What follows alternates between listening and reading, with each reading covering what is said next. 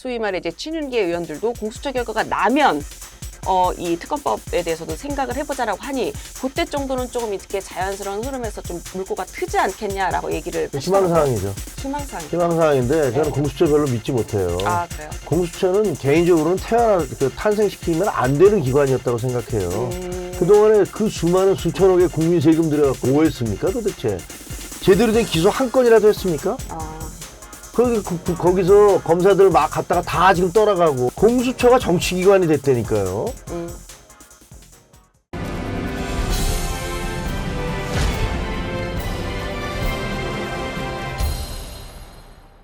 아니 그 한동훈 대표 이제 취임 한 달이 넘었어요. 네. 그 말씀 지금 하시는데 그동안의 리더십을 저희가 이제 뭐 가령 A, B, C, D로 이제 평가를 좀 하신다면 어느 저는 한 정도로? B 플러스 정도 줘요. B 플러스 그렇게 주시는 이유가 뭘까요? 아니 그동안에 그 여러 가지 그 난제들을 그 잘 넘어갔어요. 가장 먼저 있었던 그 정점식 정책위 의장 그거 인선. 예, 인선 뭐 누구 말 맞다로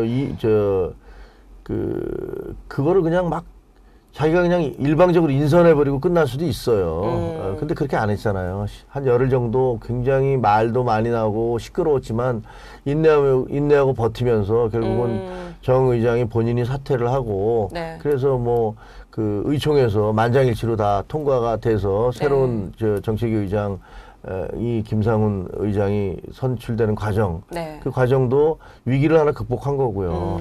그 다음에 그 한 일주일 정도 계속 끌었는데 그 김경수 전 지사에 대한 복권 문제도 그건 저는 당으로서는 당 대표로서는 자기 할 말도 했고 그 다음에 그 발표가 나고 난 다음에는 딱 끊어버렸잖아요. 그건 수용한다 대통령. 네, 그건 어쩔 수 없는 거예요. 네, 대통령의 권한이니까. 네. 그러나 당에서 당 대표로서 그걸 가만히 있을 수는 없는 거니까 그렇게 했던 거죠. 그리고 네. 이제 세 번째 이게 지금 큰 시련이 벌써 한 달째 벌써 세 번째 네. 닥쳐오고 있는 거예요. 이 의정 갈등에 그쵸. 대한 것이요. 근데 이것도 자기 나름대로는 이 백방으로 이런 노력을 하고 있다라는 것들을 이제 그 용산 쪽에도 보여주면서 네. 그러면서 이렇게 해결해보자라는 그런 그 안간힘을 쓰고 있는 거 아닙니까?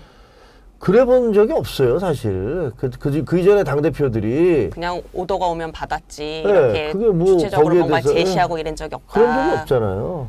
그리고 거기에 대해서 입도 뻥끗 못 했잖아요. 예를 들면 강서구청장 선거에 무슨 뭐 그 김태우 씨가 네. 공천될 때 그거 안 된다고 입 가진 사람 다 얘기했어요. 근데 그거 용산에서 그렇게 결정했을 때 그렇게 갔을 때 당대표가 뭐 약간 뭐 비공개적으로 저항하는 척하다가 그냥 다 수용했고 결국 그 결과는 폭망으로 나온 거고 네. 그렇게 됐잖아요. 그러니까 저는 그런 면에 있어서는 그 정상적인 당정 관계에 그 정치가 근된 것은 아니지만 네. 그렇게 가고 있다. 그런 노력을 매우 열심히 하고 있다. 그런 면에서 B 플러스 정도 준 것은 앞으로 가야 될 또 더 이루어야 될 그 여지가 꽤 있으니까 A도 있고 A 플러스도 있으니까 그 단계로 또 올라가야 되겠죠. 나름의 어쨌든 운신의 폭을 좀 넓혀가면서 그 뭐 모두가 알고 있는 것처럼 지금 한동훈 대표가 국민의힘 내에서 처해져 있는 상황이 그렇게 녹록치는 않잖아요. 그렇지 않죠. 예, 그러니까 이제 그런 상황에서 운신의 폭도 만들어가면서 본인의 목소리도 좀 내면서 이 홀로서기를 좀 하고 있다 이렇게 그럼요. 평가를 하신다는 거죠. 그럼요. 그 한동훈 대표가 원래 나 잘 안 참는데 그건 많이 참았다 이렇게 말씀을 하셨는데 그게 보면 이제 뭐 민생 정책 중심 정당으로 이제 가는 거에 있어서 어쨌든 공방자자고 결과물을 좀 만들어내겠다라는 취지의 말씀이신 것 같아요. 맞아요. 근데 왜 아직 그렇게 뭐 물론 기간이 그렇게 길진 않아요. 한 달 조금 넘었기 때문에. 근데 이제 약간 그 당 내부적인 부분에 대해서는 지금 최고위원 말씀하신 대로 뭐 조금씩 단계를 넘고 있다고 치면 여야 관계에 있어서 뭔가 이 민생 관련돼서 별 성과는 좀 없다 이런 평가가 계속 나오고 아니 있어요. 그 말씀드린 대로 여야 관계에 있어서 네. 그럼 만나서 민생에 대해서 얘기하자. 네. 그렇게 맨날 민생 얘기하시니까 함께 얘기하자 그랬더니 계속 지금 회담을 안 하시고 계신 거 아니에요. 25일 날 원래 하기로 했는데 네. 갑자기 코로나 걸리셔갖고 또 안 하시고 그다음에 빨리 나오셨으니까 최고위회 때마다 그러잖아요. 아유 그 빨리 쾌차하시길 바라고 쾌차하셨으니까 빨리 합시다. 근데 뭐 정책위 의장이 뭐 할 필요가 있나요? 뭐 이런 얘기를 하고 뭐 반바지 사장 아닙니까? 이렇게 얘기하고 있는데 그 책임을 민주당에게 좀 물어봐 주셨으면 좋겠어요. 왜 안 하려고 그러냐. 당신들이 입만 열면 민생이라며, 먹사니즘이라며. 네. 근데 왜 먹사니즘이라면서 안 하냐. 만나서 얘기를 하자고 그러는데 왜 안 하냐. 네. 그거 좀 물어봤으면 좋겠어요. 근데 이게 손바닥도 부딪혀야 소리가 나고 부딪혀야 결과가 나는데 지금 그렇지 못한다. 야당이 지금 거의 171석 플러스 뭐 해서 190석이 넘는 거 아니에요. 네, 실질적으로. 192석, 예. 아, 그러면 본인들이 주도하고 있는 거 아니에요. 다. 에? 상임위도 다 주도하고 있고. 국회의장도 가지고 법사위도 가져가고. 그렇게 했잖아요. 관행을 다 깨고.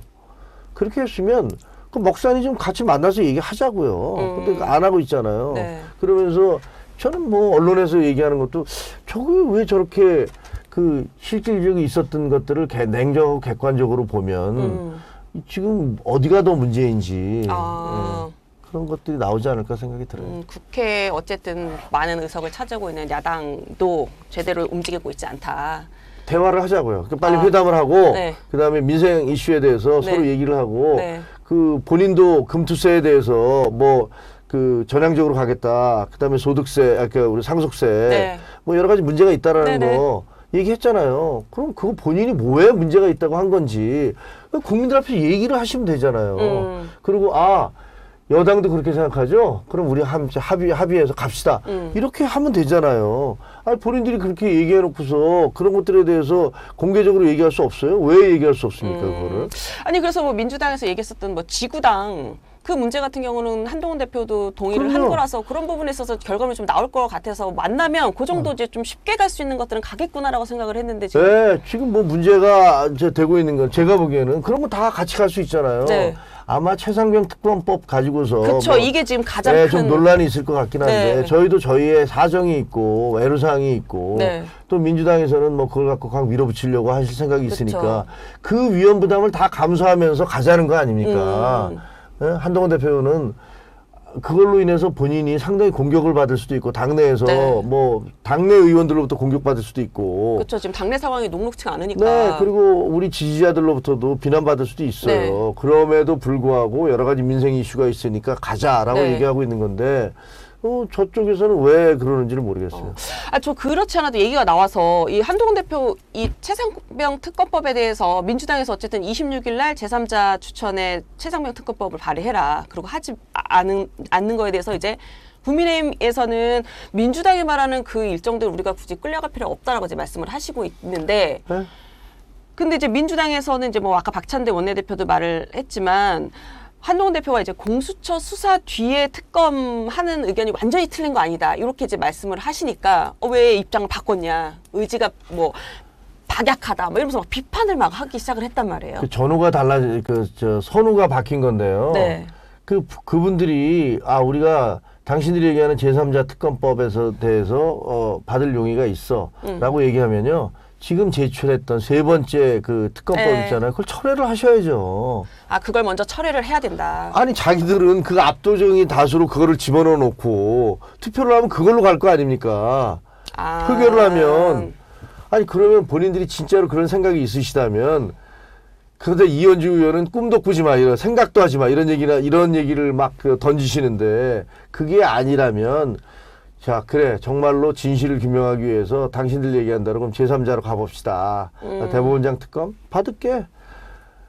그렇게 하면 본인들이 냈던 그 특검 철회하시고 그다음에 자 여야가 우리가 모여서 어떻게 할지 각자 얘기를 해봅시다. 이렇게 돼야 되는 거 아니에요. 근데 우리부터 안부터 갖고 와라. 우리 안 여기다 집어넣어 놨으니까 뭐 하려고 그렇게 하냐고요. 그렇게 비효율적으로 할 필요가 뭐 있어요.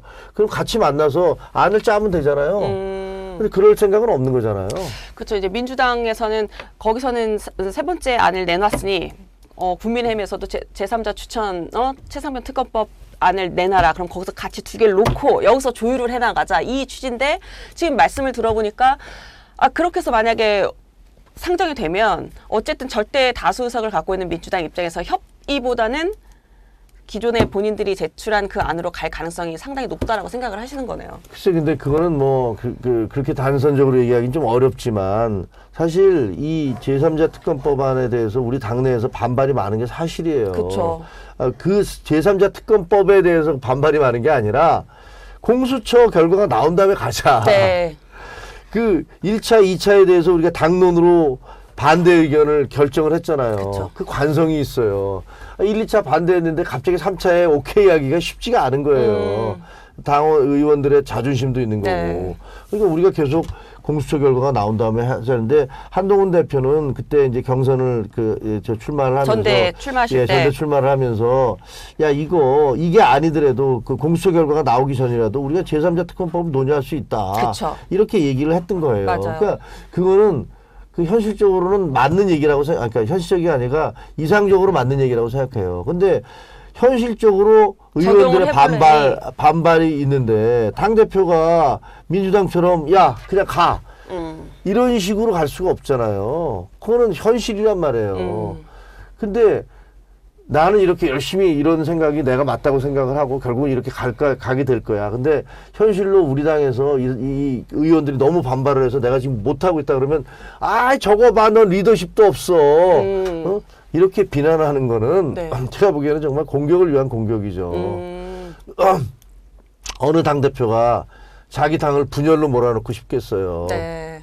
할 수만 있다면 최대한 설득을 해서 그래서 가는 거죠. 그러다가 어느 정도 다수가 돼야지 그것을 리더십을 갖고 밀어갈 수가 있는 거지. 아니 그게 안 된 상태에서 현실적으로 그게 어떻게 가능하겠습니까? 좀 주장만 한다고 뭔가 실행이 되는 건 아니니까 제반 여건이 지금 그렇게 돼 있지 않은 상황에서 10명만 발의를 같이 하면 될 거 아니에요. 10명도 안 돼? 이렇게 조롱하고 있잖아요. 네. 당대표가 10명도 못 모아? 이렇게 얘기하잖아요. 그거는 그냥 니네 당 그거 해서 당내에서 그 치고받고 싸움 나서 당 깨지든지 뭐 하든지 그렇게 가라라고 얘기하고 있는 얘기잖아요. 그 얘기예요, 그냥. 근데 그게 현실적으로 전혀 가능하지 않은 얘기를 하고 있는 거예요. 저희 유인태 전 사무총장이 저희 이 나는 정치인이다 출연하셔서 그 말씀 하시더라고요. 10명도 못 모으냐? 10명만 모으고 발의해라라고 했더니 10명이야 못 모으겠냐? 그치만 10명 모아서 낸다고 그게 해결이 되겠냐? 라고 말씀하시더라고요. 그래서 우리가 그러면 민주당한테 이렇게 얘기할 수 있죠. 당신들은 민주적 정당이라며. 그러면 그 재판받고 있는 사람이 당대표하고 있는 게 말이 돼? 그거부터 없애. 라고 얘기하면 그분들 뭐라고 그러실까요? 그분들, 그 이전에는 그렇게 얘기했었잖아요. 귀책사유가 있는 사람은 그 공천도 주지 않을 것이며, 그 다음에 기소가 되면은 당직을 할 수 없을 것이며, 뭐 이것이 민주주의, 이것이 우리 당이, 국민의힘과 차별되는 정당이라고 그렇게 주장을 해보셨죠. 다 바꿨잖아요. 다시 민주정당으로 돌아가십시오. 이렇게 얘기를 하면, 그 당 그렇게 하실 수 있나요? 지금 그러니까 속 시원하게 그냥 말씀을 해주셔서 그 한동훈 대표의 지금 국민의힘 내의 이 당내 기반 상황이 그렇게 녹록지는 않다. 그래서 최상병 특검법에 대해서 전대 때 말씀하신 거를 그냥 정말 무작정 밀고 가기에 좀 어려움이 있다라고 그러셨는데 그러면 이걸 좀 이제 무르익게 가기 위한 어떤 그 준비 작업을 지금은 한참 진행 중이다. 이 정도로 이해를 하고 있으면 될까요? 그렇습니다. 그리고 당원들 예를 들면 만나면서 사람들 식사 정치하면서 만나면서도 계속 얘기를 하고 있는 걸로 알고 있고요. 다른 방법이 없다는 거는 사실은 의원들도 알아요. 그리고 그 공수처의 결과가 어떻게 나올지 모르겠는데 문제는 공수처예요. 공수처 또 도대체 뭐 하는지를 모르겠어요. 1년 2개월 됐잖아요, 지금. 아니, 이종섭 씨 출국 금지 시켜놓고 그 난리 치는 게 언제입니까? 그게 작년 말 올 초 아닙니까? 아니 도대체 왜 안 불러서 빨리 조사 종결을 안 해요? 예? 아니 제가 그 국민의힘 소위 말해 친한계 의원 말씀하시기로는 그래서 이 공수처가 내부적으로 조금 취재를 해보니 9월에는 좀 결론을 낼 걸로 보인다. 그러면 조금 공수처 그때 결정이 나면 어쨌든 대통령실과 그다음 국민의힘 내 소위 말해 이제 친윤계 의원들도 공수처 결과가 나면 이 특검법에 대해서도 생각을 해보자라고 하니 그때 정도는 조금 이렇게 자연스러운 흐름에서 좀 물꼬가 트지 않겠냐라고 얘기를 방송에 나와서 하시더라고요. 희망사항이죠. 희망사항인데 저는 공수처 별로 믿지 못해요. 그래요? 공수처는 개인적으로는 탄생시키면 안 되는 기관이었다고 생각해요. 그동안에 그 수많은 수천억의 국민 세금 들여갖고 1년 동안 2년 동안 뭐 했습니까 도대체? 제대로 된 기소 한 건이라도 했습니까?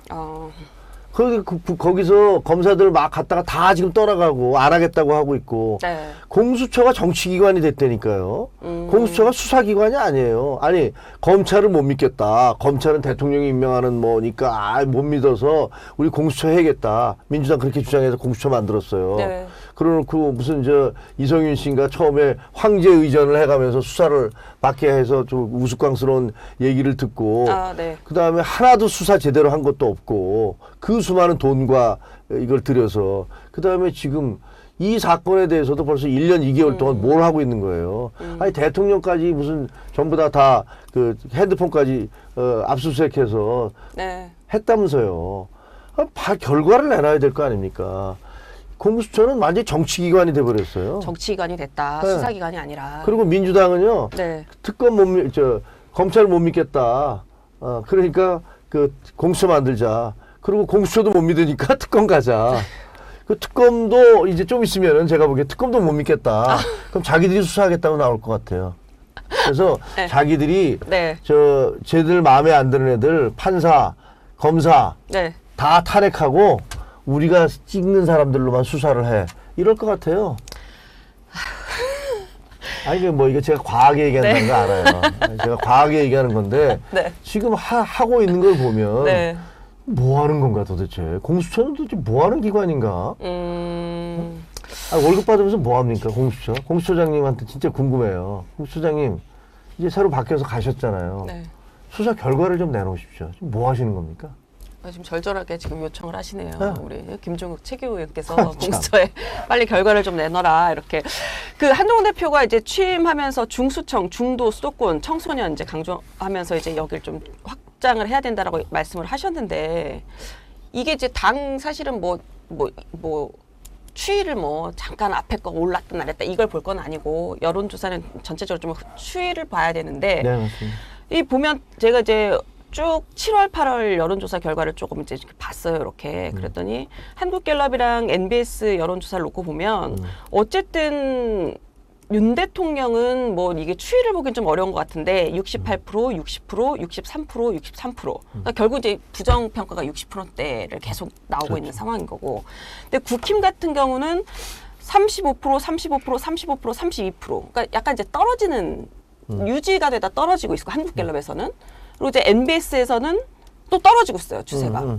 왜 이렇게 지지율이 조금 떨어지고 있다고 보세요? 저희가 올라갔던 것 자체는 이게 컨벤션 효과가 좀 있었던 네. 거고요. 그러니까 이 새로운 대표가 등장하는구나라는 것들에 대한 기대감 때문에 이제 꽤 많이 올라간 게 네. 사실이에요.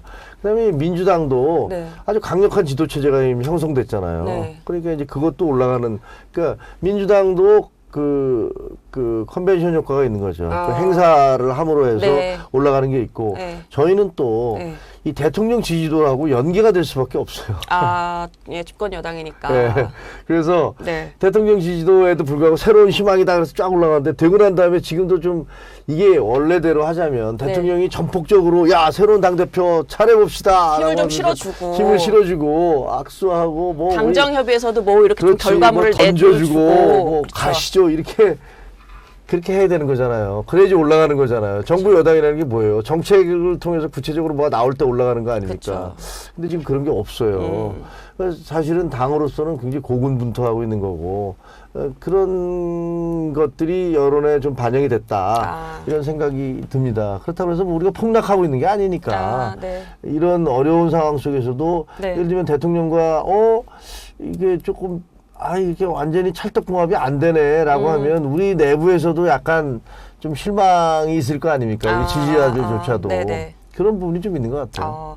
그 한동훈 대표가 가령 이제 취임을 해서 당대표 취임해서 조금 이제 세게 강하게 나갈 거라고 생각을 했는데 그러지 않고 이제 조금 천천히 하나하나 이제 내부 다지기 말씀하신 얘기로는 내부 다지기용으로 이제 가는 요 모습도 국민들한테는 좀 답답함을 줬을까요? 그럴 수도 있겠죠. 그것도 근데 그거 저도 이제 기자하면서 네. 정치권에 대해서 이렇게 기사를 쓸 때는 쓰긴 되게 쉽잖아요. 야 네. 이렇게 가야지 저렇게 가야지 왜 안 돼? 현장 정치에서 와 보니까 네. 한 걸음 더 딛는 것이 얼마나 어려운지 몰라요. 정말 힘들더라고요. 축구도 마찬가지잖아요. 네. 축구 경기도 야구 경기도 이 관전평을 하긴 되게 쉬워요. 야 그때 저렇게 했어야지 저렇게 했어야지 야 저쪽으로 패스를 해야지. 네, 선수랑 관객의 차이가 엄청 크죠. 엄청 큽니다. 그러나 그쵸. 선수 돼서 뛰어보면 네. 정말 입에서 단내나죠. 코피 터지죠. 정말. 예? 진짜 힘들죠. 그리고 지금 약간 뛰면은- 그러세요? 뛰면은 네. 또 옆에 선수들이 막 네. 잡아 끌고 반칙하고 태클하고 그 우리 조인트라고 그러나요? 이 정강이 차고 네. 그 옷 잡고 팬티 잡고 네, 뛰지 네, 못하게 네, 하고 네. 이게 카메라에 잡히지 않는 그 물 밑에서 얼마나 많은 일들이 벌어집니까? 마찬가지로 정치도 그런 것 같아요. 위에서 이렇게 움직이지만 그 발 밑에서는 얼마나 그 오리는 발을 열심히 접고 있겠습니까? 마찬가지로 뭐 이렇게 속 시원한 거 못 보여줘. 확 보여줘야지. 그런 거 사실 별로 없어요. 이 세상에 그렇게 이루어지는 일들은 별로 없고 네. 대개 그렇게 가면은 나중에 문제가 생겨요. 그러니까 당장은 시원하게 막 사이다 발언하고 막 해도 그게 사실은 당내 말씀하신 대로 당이 분열되면 안 되니까 분열되거나 당에 뭔가 분란이 있을 수도 있으니 그런 걸 좀 조심하면서 간다. 근데 가령 이제 한동훈 대표 체제에서 타임라인이 있을 거 아니에요. 이 정도에는 좀 이런 걸 간다. 이 정도에는 좀 지금은 조금 가령 밥을 지으면 뜸들이는 기간이다. 그럼 지금 어느 정도는 좀 밥을 푸자. 뭐 이런 게 있을 거 아니에요. 이렇게 큰 틀은 있는 것 같은데요. 네. 그게 이제 정치라는 게 생물이어서 그 순간순간에 너무 많은 일들이 터져요. 그래서 어떤 계획표대로 움직이는 건 제가 보기엔 불가능한 거고. 네. 근데 그럼에도 불구하고 흐름은 있더라고요. 네. 그 흐름은 예를 들면 봄이 되면 꽃이 피는 거고 가을이 되면 낙엽이 떨어지는 거잖아요. 네네. 그런 것처럼 큰 틀의 흐름은 있어요. 그래서 저희 큰 틀의 흐름은 네. 결국은 보수 정당 국민의힘이 살아남을 수 있는 것은 개혁, 네. 변화와 개혁이다. 네. 그리고 국민 눈높이에 맞추는 것이다. 네. 그리고 공공선을 앞세워야 한다. 이런 것들은 저희의 큰 모토고 그 모토를 향해서 가고 있어요. 그래서 그런 변화가 결과적으로는 결실을 맺게 될 것이다. 지금 당장은 아니더라도 네. 이렇게 생각하죠. 그럼 그 결실을 맺는 게 뭐 한 6개월, 100일 뭐 그런 거 있잖아요. 저희가 그렇죠. 보통 이게 기사를 뭐 쓸 때도 한 달, 네. 100일, 시간이 6개월, 별로 1년. 많지는 않아요. 어차피 1년 그 당대표가 2년이지만 1년 뒤에 만약에 안 돼 있으면 네. 1년 뒤에도 별 성과가 없으면 글쎄 어려울 거죠. 아니 그럼 이거 10월 재보궐선거 결과는 한동훈 대표의 어떤 그 리더십의 첫 시험대가 될 수도 있다 이런 얘기가 있는데 그건 영향이 좀 클 거라고 보세요? 아니면 그냥 이 정도 선거는 그냥 넘어간다. 별 의미 없는 것 같아요. 별 의미가 군수 없다. 이제 네. 예를 들면 그 강화도에서 군수 선거가 있고 네. 그 전남에서 2군데 그다음 부산에서 1군데인가 네. 그렇잖아요. 그러니까 사실 각자의 텃밭에서 하는 것이기 때문에 별 의미는 없을 것 같고 강화도가 좀 변수가 있어요. 왜냐면 강화도는 워낙 후보가 거기가 이제 보수가 강한 곳인데 워낙 후보가 난립하고 있어요. 그러니까요, 열댓 지금. 명이 나오고 있어서 뭐 이런 부분에 있어서 무소속으로 또 막 튀어나가고 그러면 어떻게 될지 모르죠. 네. 그거는 구조적인 문제지. 네. 이런 그 지역의 특수한 어떤 그 상황적인 논리지. 네. 이게 무슨 뭐 당대표의 시험대 네. 여기서 뭐 이긴다고 예를 들면 우리가 호남에서 이긴다면 모르겠지. 그럴 것 같지는 않고. 네, 텃밭이니까 네. 민주당. 그리고 뭐 예를 들어서 이재명 대표가 글쎄 제가 보기에는 별로 어떤 경우도 이게 당 대표에게 그렇게 크게 뭐 시험대라는 건 말이 안 되는 것 같고요. 그래서 공천도 다 그 인천 시당에서 그러니까 하고 있어요. 넘기셨잖아요. 다 넘겼어요. 맞아요. 알아서 하십시오. 거기 뭐 그게 뭐 여기다 목숨 걸 일은 아니잖아요.